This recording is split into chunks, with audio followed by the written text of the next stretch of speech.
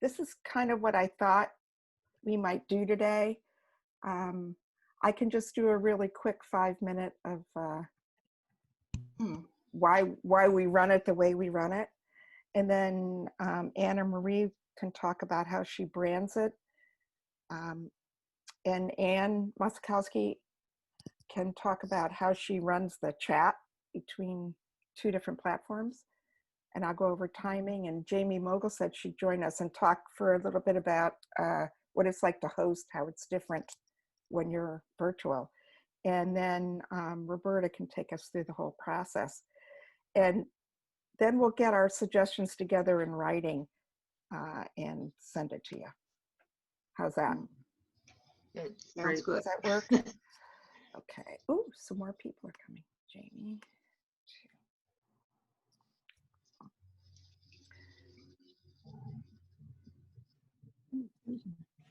Hi, guys.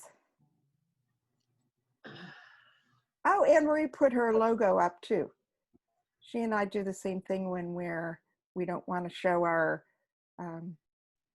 faces when we're doing forums. We both put up the league logo. So I can send that out to everybody too, that you can change your profile. Nobody wants to see me finishing my lunch. So in the chat, I kind of put down the format. And the second thing I shared in the chat is the name and address of the LA County ILO lady that I bought the timing paddles that I'll show you later from. So if you want to contact her, they were $20 and probably an excellent investment. Hi, Jamie. Hi. You said you put something in the chat? I don't see it. Okay. No. Did you? I put it up before you came. Okay, maybe that's why. You have your chat open? Yes, and it's blank. I promise. Oh no, you know Zoom really well. Here, how about if I copy it and just repost it again? Thank and then you. Everyone can have it. Okay, so there's the rundown and the name of the person from LA that I bought the timing paddles from at the convention. So I just wanted to explain how Anne Marie and Anne and I just kind of made up how to do the forums. We decided that we would use Zoom, but only for the candidates, the moderator, the person timing, and the person moderating the chat. Because we didn't want to get bombed in Zoom, so we live streamed it on YouTube and then gave the YouTube address out as the way people could watch it. And it really seemed to work pretty well, I think. And we had a little Zoom rehearsal with the candidates and the moderator a couple days before so that the candidates felt comfortable and we could give them a little guidance on,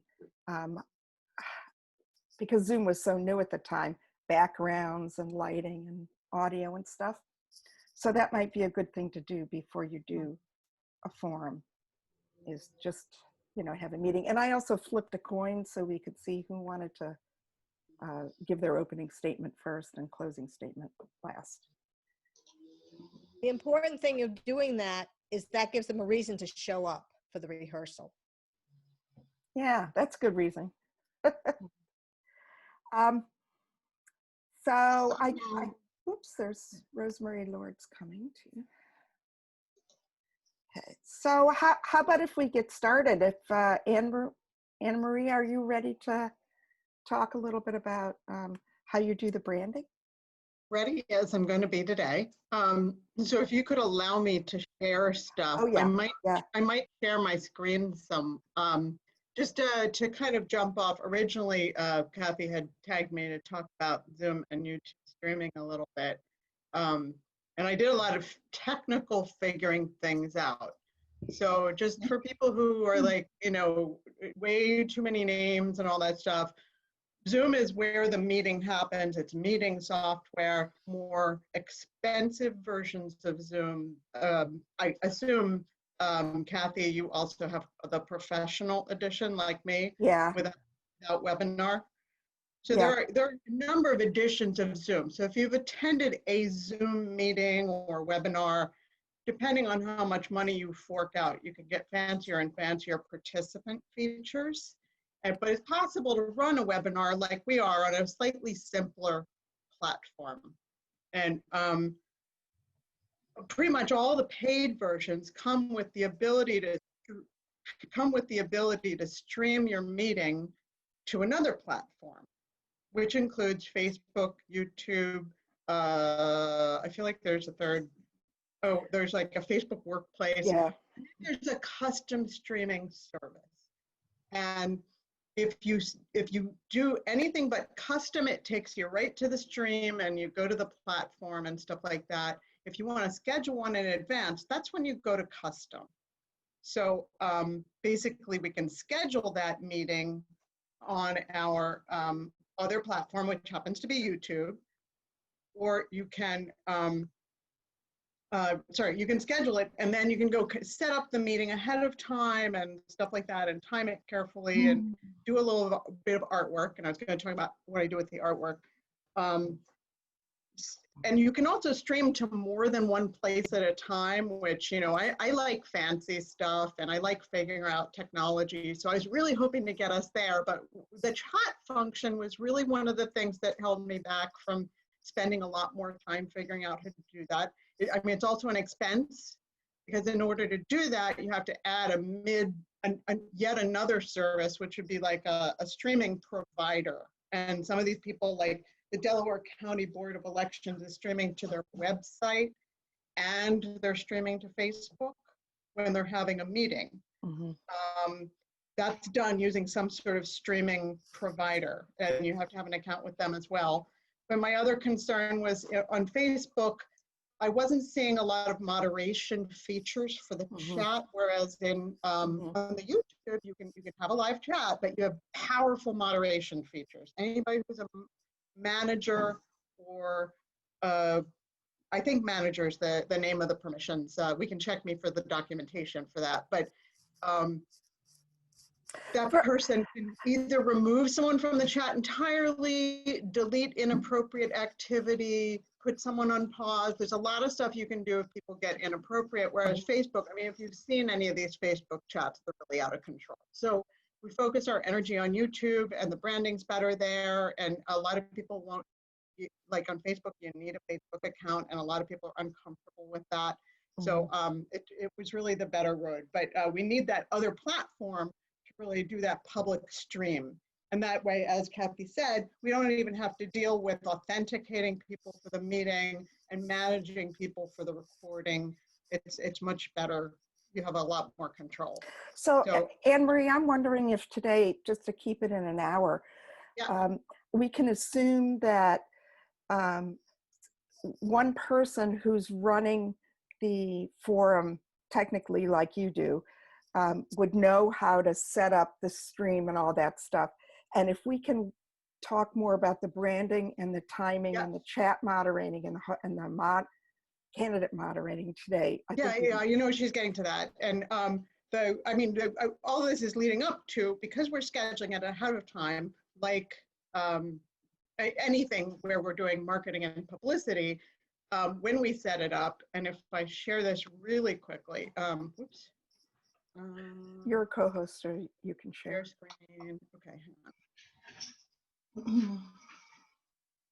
I'll come back to this. This is the brand standards, but you know, in YouTube, when we go into that studio, it's the only way. Bear with me for a second. When you're creating the live stream, there's a place where it asks you to upload a thumbnail, and you can upload really anything, but it makes sense. Hang on a second. That's not what I'm trying to do. I'm just trying to get into the studio. Of course, because everybody's watching it, I'm gonna have trouble getting into this. Technology is so stressful. I know how to get there in a flash when nobody's watching, but because you're watching, I get nervous. Okay. So you really want to make it like an event, like, to And, give it a visual identification. The stream is like a scheduled video that's going to happen in the future on your YouTube channel. And you need to be a manager on the YouTube channel for at least 24 hours before you can do this stuff or manage a stream. I say that really clearly because we had some surprises trying to do some other stuff. But I'm going to go in here and try and, this is one I set up. So it's got this little Connect streaming software because it's kind of ready to go, even though I scheduled this for September 16th. I've got a title, category, when it's scheduled for, but these pieces right here, can everybody see my cursor moving? Yeah. Yes. Those pieces are what you need to set up the custom streaming provider, and that's one of the things we're going to send out, but that's where you get it. Anyway. So that's the backbone, that's the background, the technology background of how you set up a live stream from Zoom. Yeah, and I go into the edit mode for this, and it has, sorry, this is the thumbnail. So you can change the thumbnail, or when you're first doing it, you upload the thumbnail. It takes, it's like JPEG or a PNG file, a few different formats. They're pretty much standard web-friendly formats, but we'll get back to the format when we talk about making the artwork. So I'm going to get back out of that. I'm not going to save any changes. I'm just trying to show you where it's going and what we use it for. And you can see, if you go to the channel, you can see the scheduled streams, and it has the artwork, and it's fairly clear. Sorry. If you go to the public part of the channel, I'm just going to close that because it's not behaving. But if you go to the public part of the channel, you'll now see kind of like the scheduled streams on the upcoming events area, and it'll show the artwork for them, and it shows the date and the time because it was set up that way. So everything I know about league branding, I learned at www.lwv.org/brand-standards. It's got a really excellent layout of, there's a brand guide that talks about the logo design. I think the logos, everything was rebranded maybe 2 years ago. Logo design, the logo colors, presentation of the league name, use the registration mark, impermissible variations, and production tips. And they were all things that they want us to do when we're doing anything online or in print media. And this is the guide right here. If you want to download it or just read it online, it's available to you under resources on that page. They also have the logo files.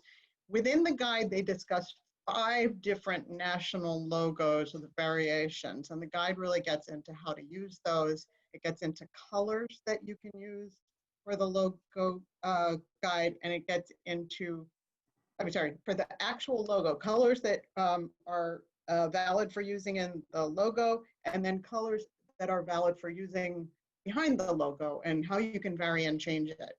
So I've based all my work on that. You can also download any of the state and local league files. So we've been talking a lot about the we've been talking a lot about the Delaware County forums. I think we have people from other municipalities in here, but I think we're all Pennsylvania. Is everybody Pennsylvania? Yes. Okay. So the list of the local leagues is here. Delaware County, for some reason, they didn't put interleague organization in the name. We're not really supposed to change that, although I see Kathy did another version. It'd be great if we could get them to officially change that and to use the league colors in their rebranded logos, because I think interleague is a little clearer, but I've been just using the one that I downloaded from this list. Yeah. So moving right along. So everyone can find their own logo there. Yeah. And just, you can download them, you can have all of them, you can have all the national ones, but please. I put the link in the chat. Yeah, hang on. You want the local league, the download link, or you want the just the brand standard? the brand management where they can go to. Okay. Yeah, I put it there for you guys. It's Okay, already great. in the chat. Oh, Thank you. okay. Thank you. Mhm. Thank you. Okay. You know what? I think, Anne Marie, if we can Yep. compress this a little bit. I'm almost done, I promise. So I have been using these things, and I discovered Canva because of this wonderful Facebook group, League of Women Voters New Media. And Canva is really easy to use editing software for, I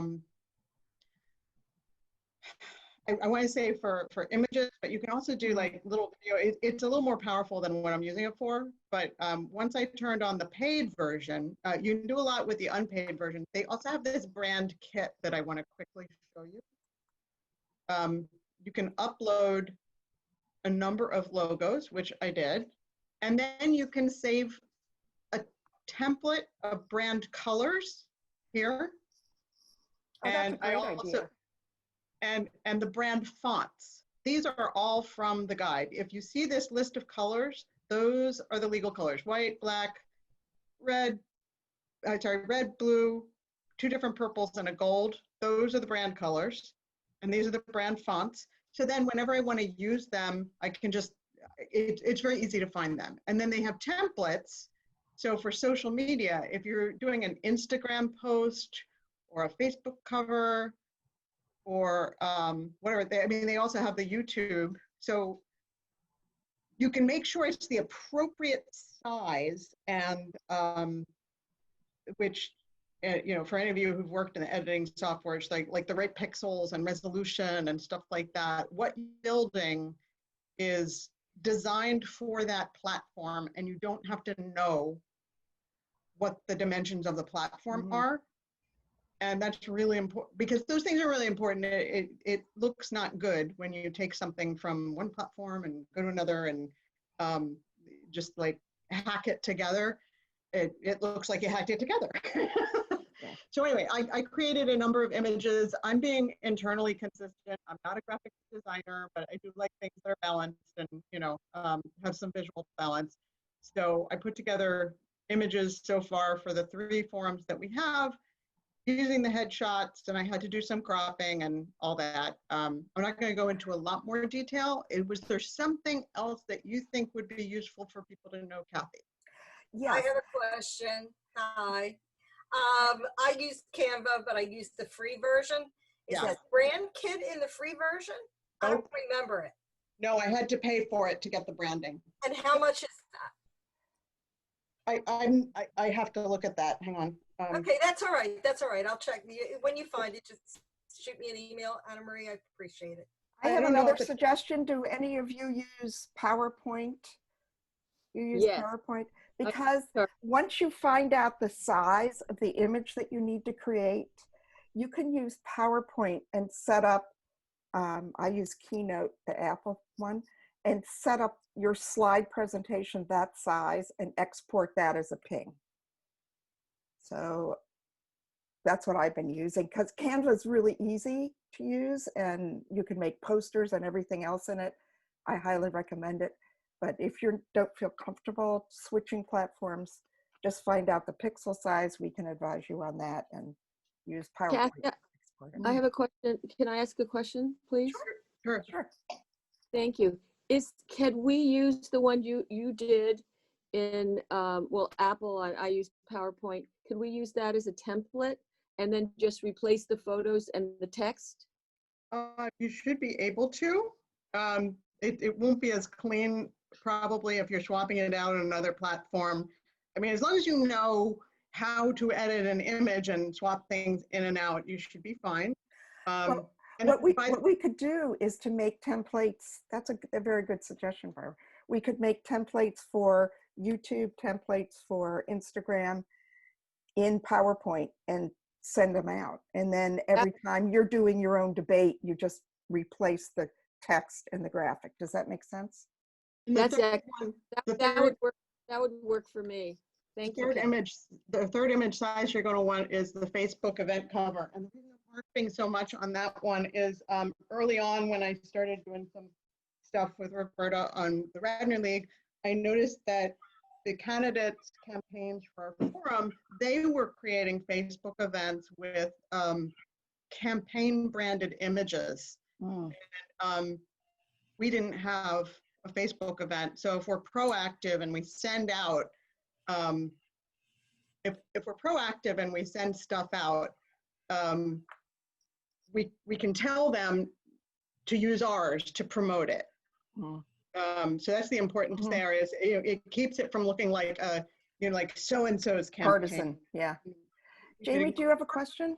Yeah, I want to get back to the YouTube. So for some of us who are just starting this, I know I've been on them lucky and fortunate enough to work with you all to do forums. But if we're really starting from the bottom, obviously, I just want to be sure we need to sign up for YouTube. Do we have to pay to do that for a YouTube channel? And then obviously you have to be an admin for at least 24 hours, but I'm going back to, nuts and bolts. Here's the easiest way to do it, I think. You have a Gmail address for the league, for your league? Yes. What comes with your Google account that you signed up for are all of the Google suite of apps, and YouTube is one of those. Okay. So what you have to do is open up your YouTube that's associated with your Gmail and apply to get verified. It takes a few days to get verified, and you cannot schedule events ahead of time, and therefore you can't get the YouTube stream link ahead of time until you're verified.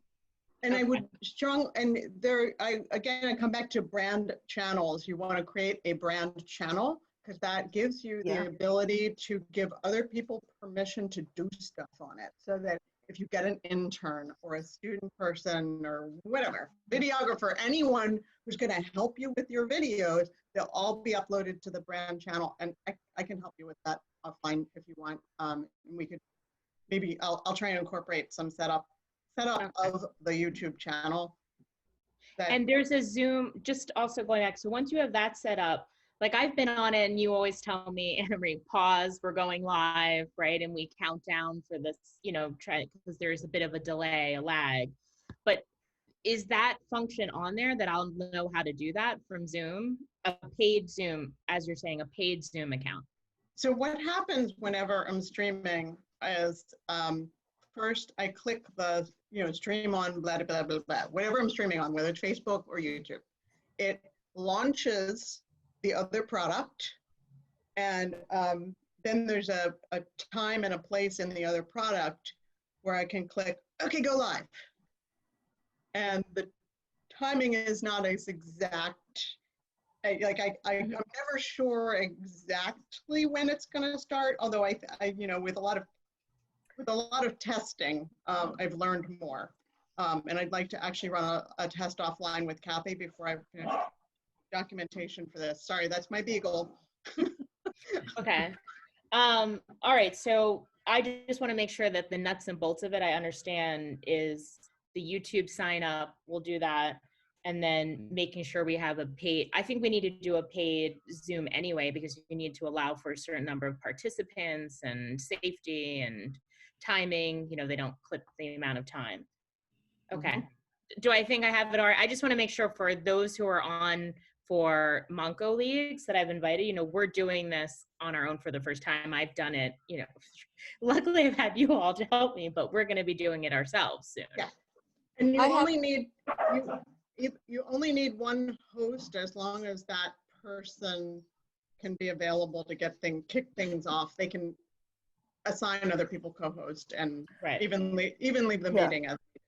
Okay. Yeah, like I assigned Anna Marie as a co-host after she joined, and that also allows them to record. So if you usually want to make a live recording locally on your own computer of the Zoom itself, just as a backup. if something happens to the YouTube stream, at least you have it locally, and then you can upload your backup recording onto YouTube as the forum. I had to do that with a lunch and learn that Roberta was in last. And the other thing that I just remember that we might want to mention about the whole Zoom experience is when you're participating in a Zoom, you can control your view. Like everybody, can you see the thing that either says gallery view or it says speaker view, and you can click on that and change back and forth? Does everybody see that? Can you click the yes button on the if you see that? I just want to make sure everybody has found it. Just raise your No. hand. Raise your hand if you Or see whatever. it. Yeah, raise your hand is good too. Where is that? Where is it? In my view, it's on the upper right, but it varies a little on different. Oh, gallery view. Okay. Might have the Gallery view. icons. Right. So just practice toggling back and forth between those two views. Oh, You are changing your view only. And the reason that matters is when we do the recording, the person who does the stream is the one who creates that video recording. And it comes from their view. And the person who is doing the timing and stuff can be in a different view, and we are going to recommend that at some point later. It's really important to understand that it's okay that they're not the same view. And oh, there was one more thing I wanted to say about that, but I'm going to be quiet because I can't remember. So when Anna Marie and I worked together before, she sent out the stream to YouTube, and she had it. Do you use a spotlight, Anna Marie, when you spotlight? I do not, and that reminds me of the other thing I was going to say. Okay, so when I record it, I record the gallery view so that I have something to edit with if I want to mix it up with what Anna Marie's feeding live out. So I put it on the speaker view so that as soon as the candidate starts talking, they are the one who is spotlighted automatically by Zoom. And then we have to teach the other person not to fidget or make noises if they haven't muted themselves, because if they fidget or make noises, it's going to capture the spotlight. And it's a lot more work to like literally spotlight each person. And Yeah. that's, if you can get people to behave during the rehearsal so that they're not making ambient noise, stealing the spotlight, so to speak, that's important. Then wouldn't it be best to put everybody on mute in the beginning and then maybe later on, unmute people when they want to ask a question or something? In the Zoom itself, we're talking about inside Zoom here. There are only the two candidates, the moderator that people see, and the invisible people who are not seen are the timer, the person doing the timing, and the person who's moderating the chat back and forth. So there are only three people seen. So if the moderator burps and farts, they're gonna suddenly appear as video if you're in the speaker view. So we kind of ask people to mute themselves when they're not talking, or just be quiet. So if you change to speaker view in what you're looking at now, and Anna Marie and I are interrupting each other, making noises, our faces will go back and forth. So that's what I think Anna Marie's trying to say, coach people to be quiet. Can the moderator mute the other people while one candidate is talking? No, the person who is the host or co-host can do that.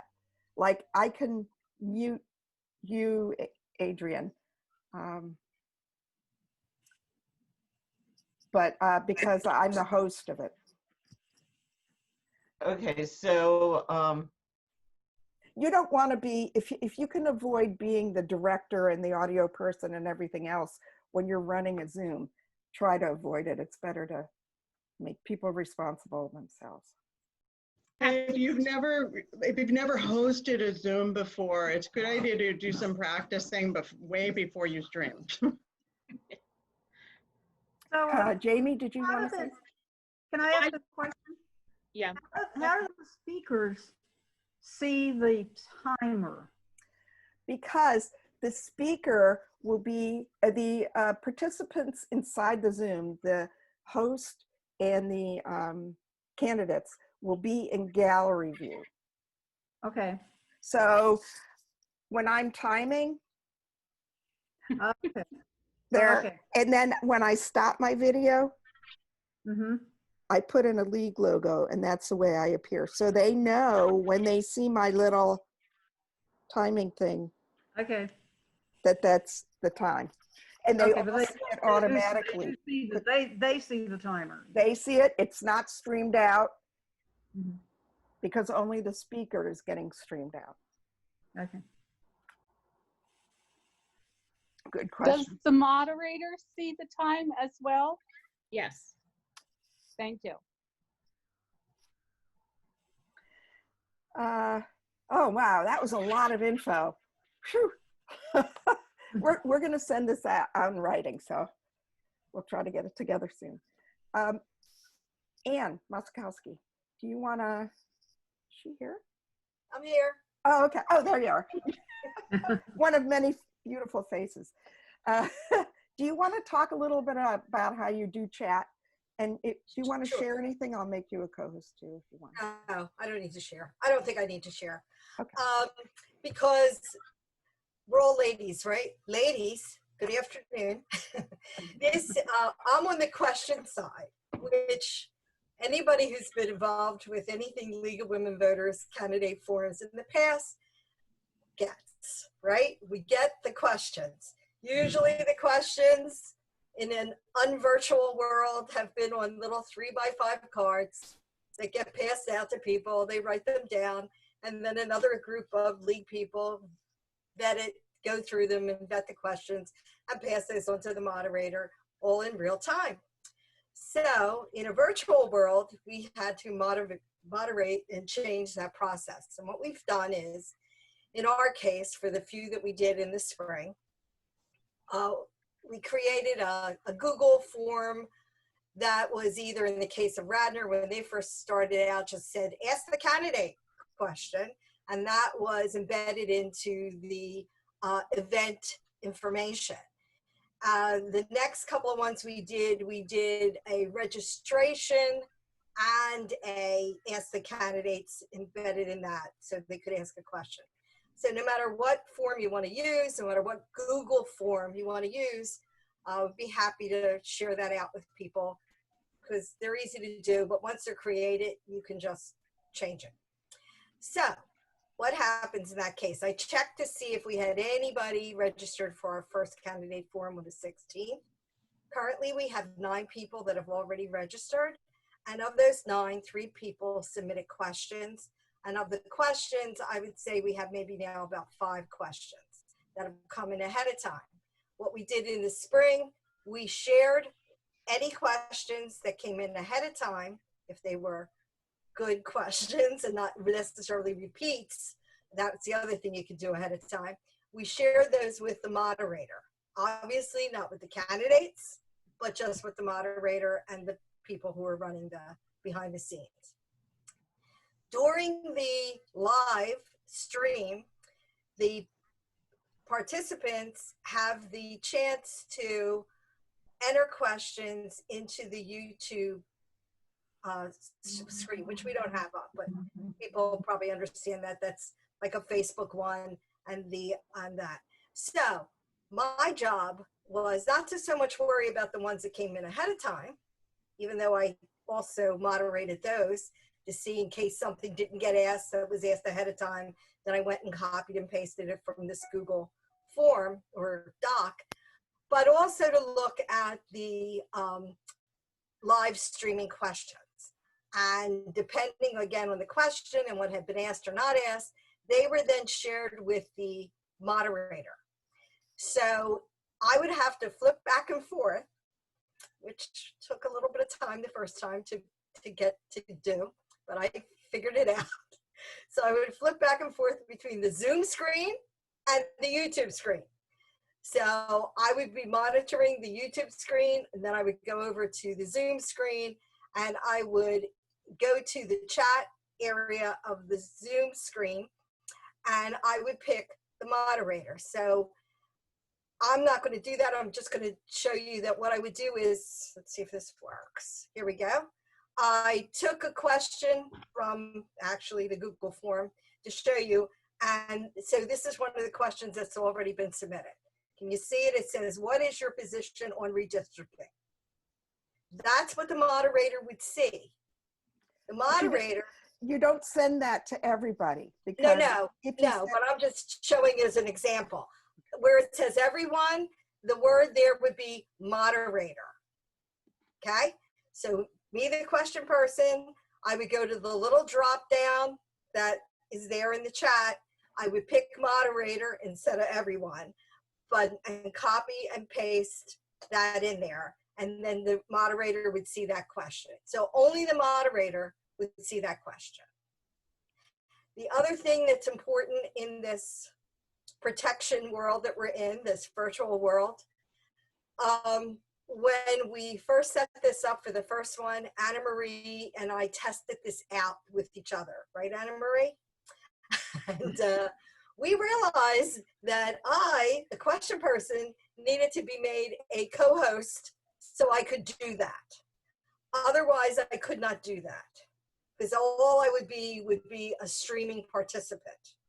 So she gave me that function, and along with that function, Anna Marie mentioned pretty early on in setting up why YouTube was selected is because I, the question person, also would have the power to block people that were being inappropriate in their questions or obnoxious in their questions.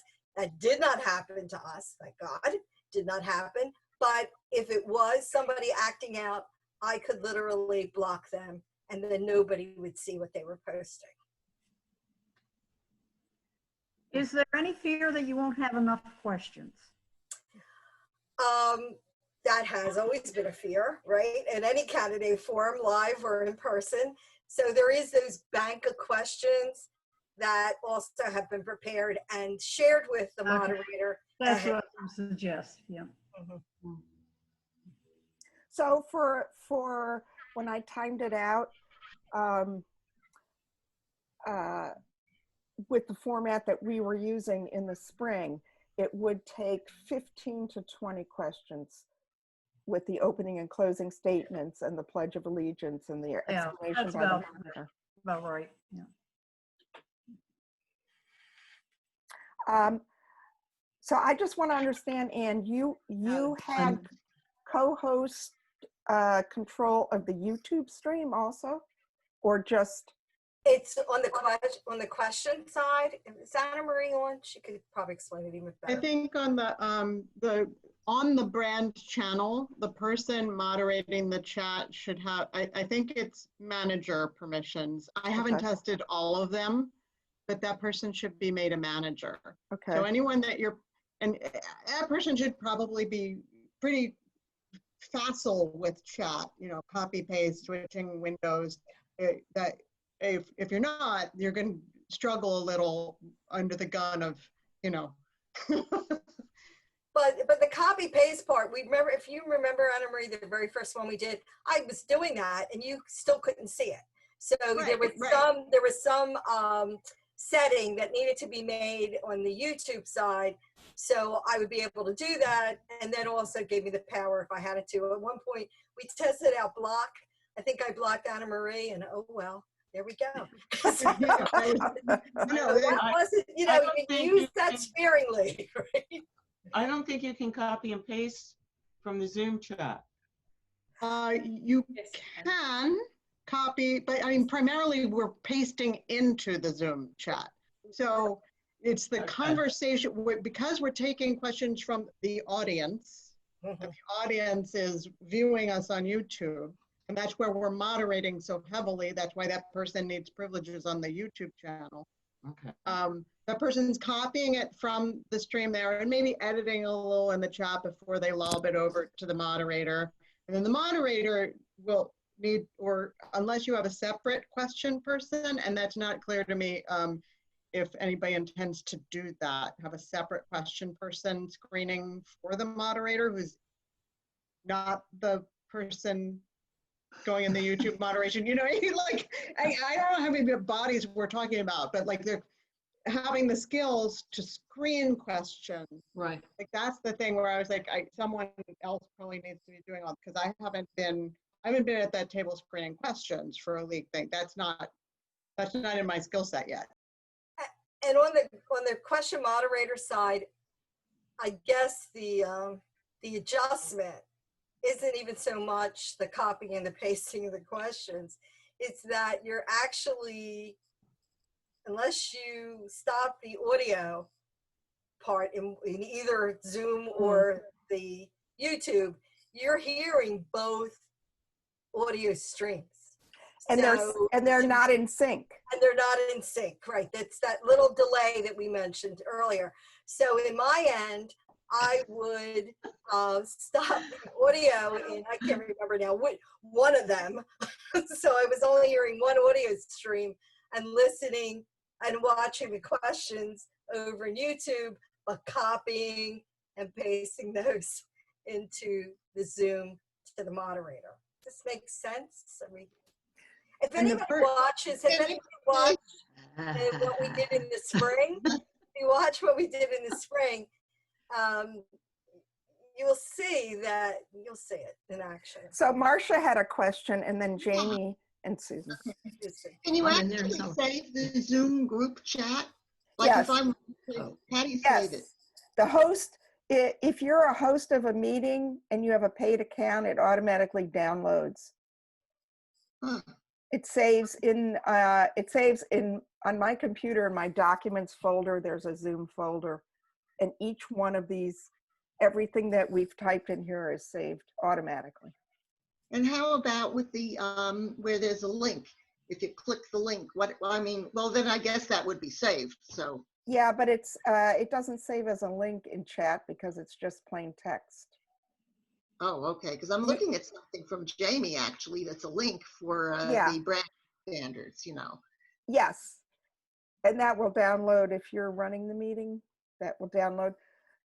But maybe you can cut and paste it. I can click on it and it will open up in a new window for me.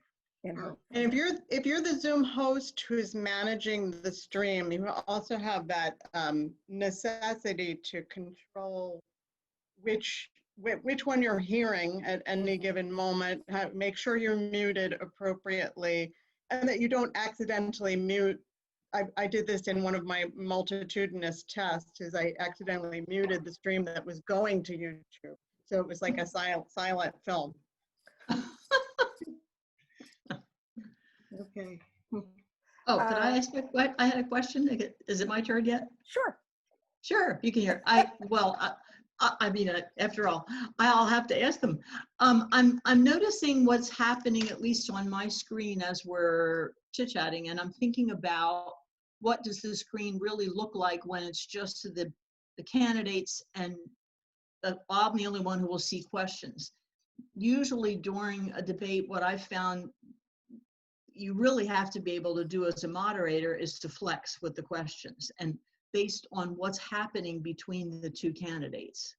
It's not just a rote number 1, number 2, number 3 that I already know what the questions are. Based on some interactions, I may need to skip to number 8 like next, based on how they chit chat. Jamie, you want to talk about that? Do I want to what? Jamie has done all of our moderating so far for. Yeah, right. Do you want to? So it's really important that you have that as the moderator, you have the opportunity to flex like that. Based on, Susan, that's absolutely true. And even on the question person side of things, that's why I've created, in my case, the pre-questions. Exactly, yeah. So I know what they are, and I keep that doc in my life somewhere that other people can't see, but I can see. Correct. And also then seeing what's being asked by the moderator, Yep. what people are asking in the chat. Do we need to follow up? So say the one that I put in here on redistricting. Right, but, and my point was the way things, just a few minutes ago, there was a question and then a face block that just plopped right there over it. And I thought, ooh, that's not good. But that's just because of how we're managing our conversation today. Right. Well, you're in speaker view. You might be in speaker view. When you say a face blocked the question, Yeah. Was it blocking your view of the chat?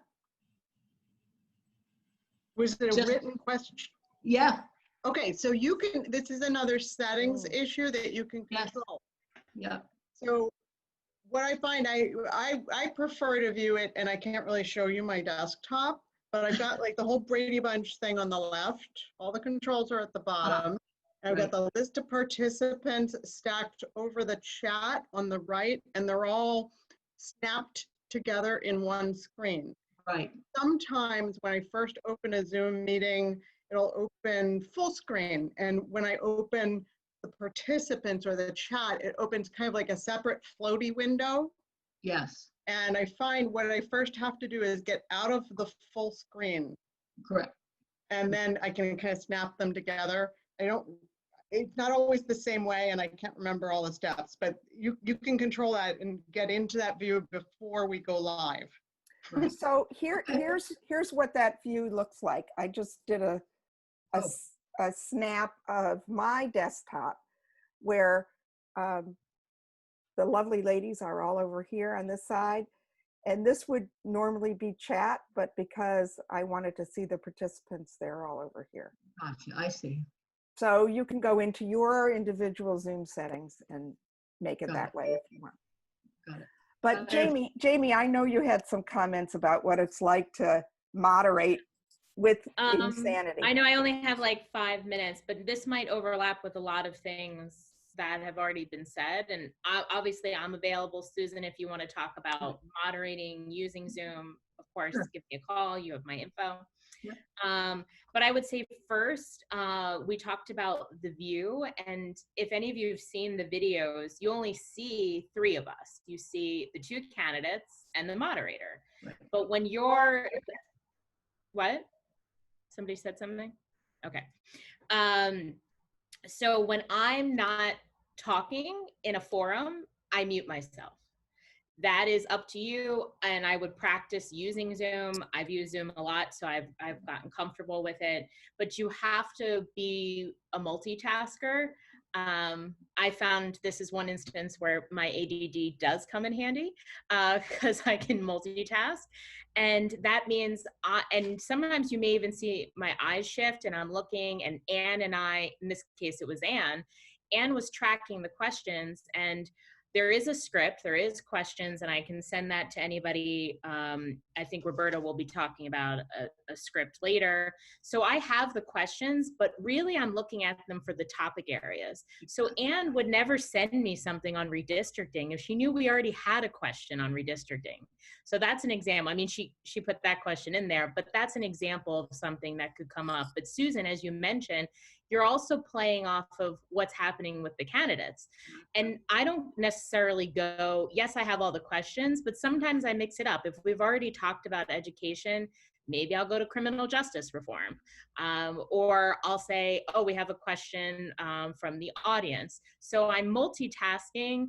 And usually that's when one candidate or another is speaking.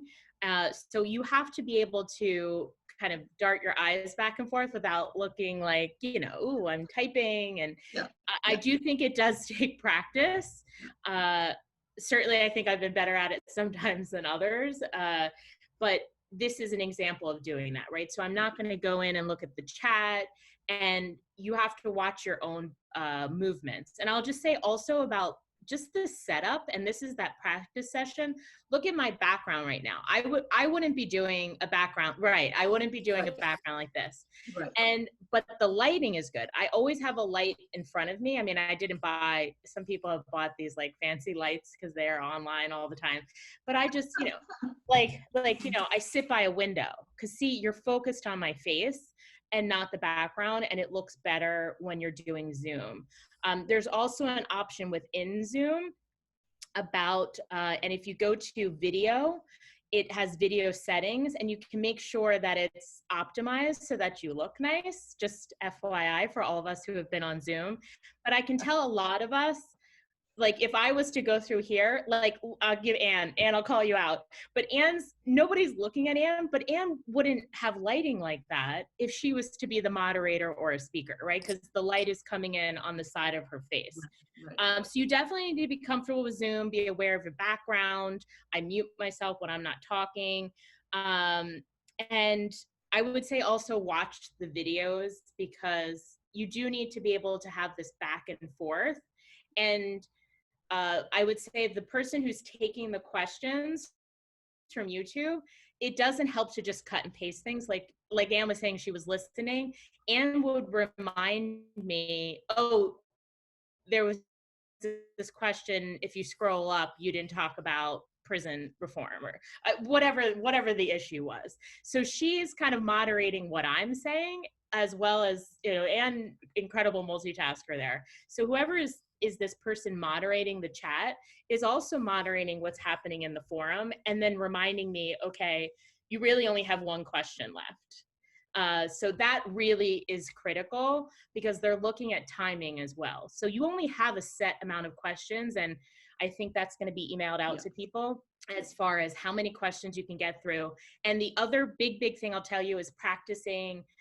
We allow chits, you know, there's additional time, and that's 30 seconds. So, and I have practiced, and I've literally said to the candidates, I mean, there's just no way to avoid this, that I say, go put your hand, literally put your hand up, that you're either going to extend for 30 seconds or you would like to rebut for 30 seconds. And I think it's worked out for those who have done the forum. Jamie, let me just say, the reason that you ask them to do that is because then they don't make any noise. Yes. And the moderator, sees it right away because you're in the gallery view and you see the faces. And the timer sees it as well. Mm-hmm. So those of us who are on the back end, all that group of us can see, and I think it's worked out. And remember, it's not that many times, they only have 2 times that they can do that. And then it also still leaves a nice flow to the presentation. There was only one time where it seemed like we didn't get it. Like I remember Kathy and I'm like, no, I think it worked out fine. So you might think on your end that you missed it, but it usually works out fine because the moderator or somebody's paying attention to it, like, and they can write to the group of us in the chat. And yeah, I would just remember, again, you're individually writing to the moderator and not to the group, because you know, you don't want the candidates to see the questions, and you can practice. You definitely have to be comfortable with Zoom. Yeah, so that's what I would say about that. I try to keep it to 5 minutes, sorry. Thank you, Jamie. Another thing that you can do is, if you're in gallery view and you can see my name on there, you can go in and change your name. I wanted to be anonymous when I was timing. Oh. So there is if you go over your square of your face, there are 3 dots that are on there, and if you click on those 3 dots, you can go down to a rename. And like Roberta's TD Winters, she could change it to Roberto Winters. And you should make sure that the candidates have we had one candidate that just had Debbie, and before we went, I said, please, can you change that to your full name? It'd be better. Right. The reversible is very key, because you can see what you're doing, what the candidates are doing. I mean, we've had to literally counsel candidates about their view and their setup and the ambient noise and the moving. Like, we've had situations where Anne would write privately to a candidate. I think I remember this, right, Anne? Or somebody wrote to a candidate privately, like, stop, you don't realize it, but like you're moving around, you're taking off and on your glasses. Like, you have to be aware of these things because it was annoying. I don't know any other way to say it. It was a little annoying. But Anne is very good. She'll write to them and be like, please be aware, such and such, that you might not realize it, but you keep taking off and on your glasses. I remember one that somebody wasn't centered in the screen. They were off. And I forget who wrote to the candidate and said, please center yourself. Next thing you know, you saw the person doing it. So it works. I mean, reaching out to them individually works. And you can work that out during the rehearsal, the coin flip, you know. Anne, did you have a question? Anne Lowry? Yes, I like that feature where you can just label yourself as the timekeeper.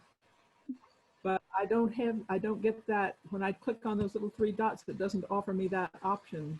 Have I just to rename? It doesn't say rename. Mute, stop video, unpin video, hide self view. It doesn't say rename. That's what mine says too. Oh, maybe because I'm the host.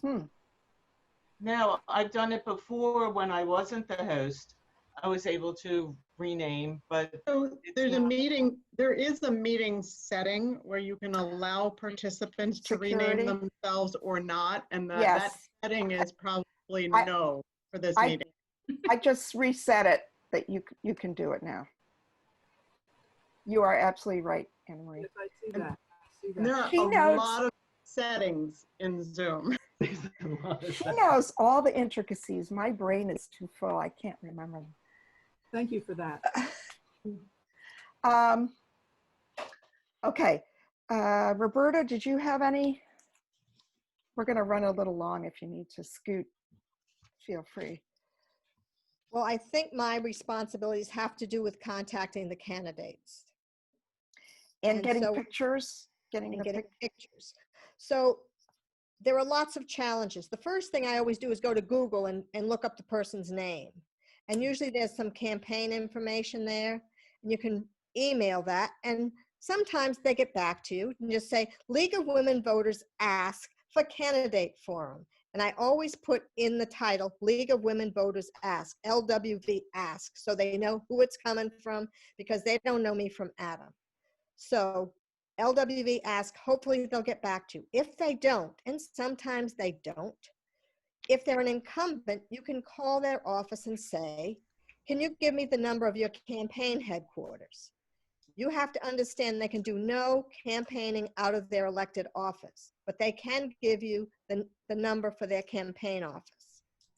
The other thing you can do when all else fails is you go to your local committee person and say, I'm having a devil of a time contacting Peter. Can you get me a contact name that'll get back to me? And eventually you might get his personal email, a cell phone, and then just ask, you know, you're trying to set up a forum, and be very courteous and say, you know, all the things that you need to say, and always listen to all of their complaints about the league and why we're Democrats or why we're Republicans, but just listen and say, we are nonpartisan. We think it's important to inform the voters. We really want to be part so that voters will understand you and your position. They can get a look at you and understand when they go to the polling place a little bit more about yourself. Be very patient. Also, one of the things we did, which I think was very helpful, is from the get-go, we organized across the county. So we picked dates for the different potential forums. So it was easy to say to people, and you should do this at least a couple of weeks in advance, hopefully a month, but you never know. Say, we'd like you to pick the forum either on Tuesday the 13th or Wednesday the 14th, and it's going to be at 7 o'clock. You know, and usually you can get some commonality. Sometimes you can't, but luckily in some cases, somebody from another candidate says, well, we picked this date, so this one leaves this one open, so you can juggle around the dates. And until you find a common date, be very patient. Again, different dates, different options. Tell them it's always at 7 o'clock. Once you've got the date, you're home free, in my opinion. So you get the date. Then you ask, it's wonderful. We've got this great date. We're looking forward to this. We really like a picture for publicity purposes. So then you thank them for the publicity purpose thing. And then they keep wanting to know what's going on. What are the rules? What's this? What's that? They always are trying to push you for more information. So then you can talk about a rehearsal, because we'd love to have a rehearsal. And one of the things that we did was, again, found common times for rehearsals. But again, give them a choice. It could be Sunday afternoon at 5 o'clock or Monday afternoon at 5 o'clock. And you give them options. Because nobody is like a kid. You've got a 2-year-old. You can eat your cookie or you can eat your cake, but you can't have both. So just pretend you're dealing with a 2-year-old, because that's the way it works. Because everybody wants their own way, because they want to get the advantage. So you get their picture, you get the date, and then you give that to someone clever like Anna Marie or Kathy or Ann, and they make a nice little posting. And then you say, oh, we have done this posting for you. Please send it out and share it with all your friends and neighbors so that they can submit questions, because we really would like to have their input, because it's so valuable to know what people in the area care about. So you push them to do that part. You keep following up as much as you can. Be persistent, and hopefully all will go well. But again, we had a candidate recently say something about the League of Women Voters, and we were this, that, and the other thing. And so when I wrote back after they had shared the picture, I said, we're working on our form again. Would you please, I'm sure you've looked at things now. If you have any feedback or input, we'd really like to hear that would make our program better. When you do that, they never have any feedback that would work well, but at least you're opening them up to the opportunity to give you feedback to make it better. So I think the fact that you're listening and providing an ear for them is very important. What I've done, and I ran this by the Delaware County League meeting, the ILO meeting this past week, is I just wrote a whole summary of everything from the beginning to the end, including how we operate, how many minutes they have for their question, the coin flip, the rehearsal, the whole 9 yards, and I just sent it to everyone. And I can send that to everyone, but the logistics of it, thank you. You can send that out to everybody for me who's on the thing. Okay. It has the whole moderator speech. So again, it doesn't have to be verbatim. I put draft on the moderator stuff.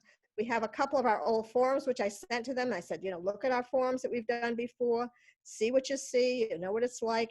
Again, the timer, the wrap up, and then at the end, again, it's going to be put on a page for recording. You're going to upload it to YouTube. You're going to post it on the website. And again, we send it out through our public access TV, which goes to Radnor and Lower Merion, so that people know what's happening there. And again, the most important part, and I would say this no matter what you do, and all of you who are league ladies know this, you always have to thank people. You thank all the candidates. If you can write them a handwritten note, that's always good.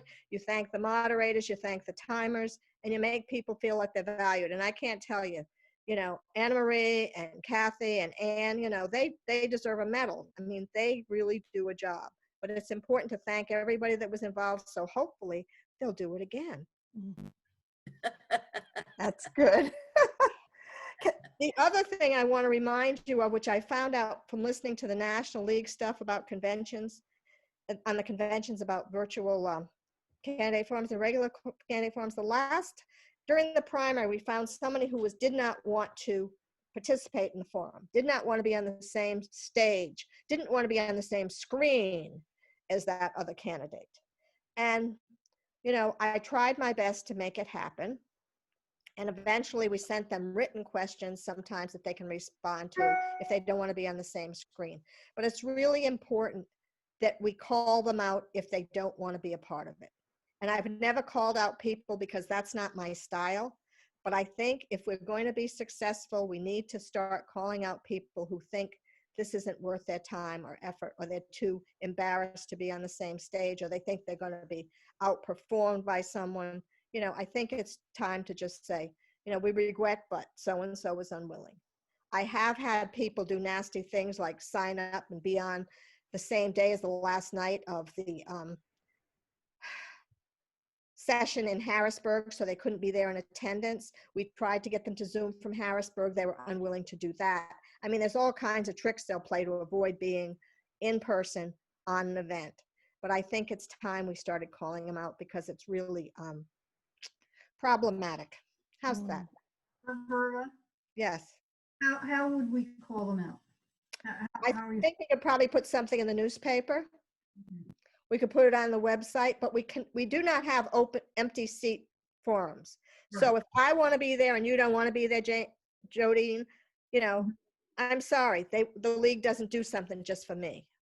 So, you know, it leaves the voters in a double-blind experiment. I actually got an email from a reporter who was writing a story about that instance that Roberta just spoke about.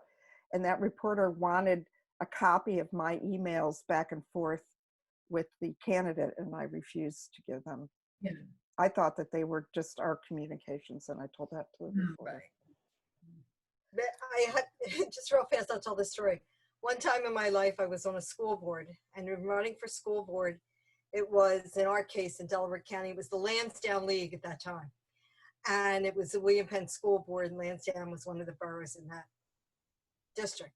So I was asked to do a candidate forum, and I was asked to do it, of course, with the person who was running against me. And I said, okay, fine. Well, I showed up, and they did not. So they didn't come. And the person from the league, on the league side, she just felt like, and I think there was like a handful of people there to listen to us. And she just said, well, why don't we just go ahead? So that was that empty chair, me answering these questions. But yeah, it's weird. It's not good. Well, we had the Republicans one time boycotted our forum. So we had all the D's there and none of the R's there. And so we just, you know, we made an announcement over the TV that this is what had happened and we were not going to make any further comments. And because they got such flack, the next time we had the school board meeting, like the school board forum, every one of them were there and they were really irate that they had done that because they felt it was just inappropriate. So it all depends. But we can be used as tools, so. Jamie? I'll just say, Roberta, something else you and I have encountered is some candidates who still want to push to do this in person. So it's really important that you just state right off the bat that the league is doing everything virtually due to, you know, health and safety precautions. So it's like, just don't even entertain it. I did a good job, didn't I, Jamie? Yes, you did, Roberta. I did do this is I always say, well, the League of Women Voters in Delaware County has decided this is the way it's going to be. Right, that's good. I use that, you know, and we do it by consensus, and let me go back to the board, but I don't think we'll, you know, I always say I need to go back to the board to confer because our decision was this. You as a person never make the decision. Never, never, never. It's always the board. Before we stop this meeting and wrap up, I just wanted to go over quickly how the timing worked when I was timing our virtual forums for the primary. I actually took like a carton and cut off a carton and put signs on it and just held it up in front of my camera. On my laptop, I had two signs. One said 30 seconds and one said stop. And I would time with my little iPhone here.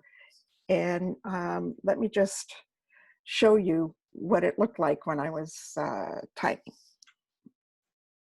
I'm going to share this picture with you. So this is what it looked like. I just held up the carton in front of my laptop. And this is what the forum looked like to the participants only when they saw it on gallery view. Just the active speaker was sent out to YouTube. So they never saw the three people together. They only saw whoever was talking of the three. But when I would hold up the 30 seconds in front of my computer and make myself available for them to see, this is a screenshot of what it actually looked like to them. So I had a 30-second and a stop. A better alternative is actually, I think, at the National Convention, I went to the store where all the leagues were selling their items, and I saw these amazing paddles, timing paddles. They're very lightweight, so I bought them. They were $20. They were well worth it. I think a good investment. And here is the name of the person who was selling them during the national convention. It was Nancy Mayer, and I communicated with her by email. She sent it to me, and I sent her a check. This is her email address there. Let me stop sharing, and I can show you what these paddles actually look like. So they're very lightweight. They're perfect for like holding up right in front of the camera of your laptop. And 1 minute, 30 seconds, and a nice stop. So whatever way you want to make a sign, I just time it, and at the appropriate time, I hold it up in front of my camera. And when I don't have a time, I turn off my camera, and instead of my picture, a still picture, I had the league logo up there. So I hope that you enjoyed this seminar and just learned from it. It's all an experience, and I'm sure we're all going to get much better at it as time goes on. But thanks for watching.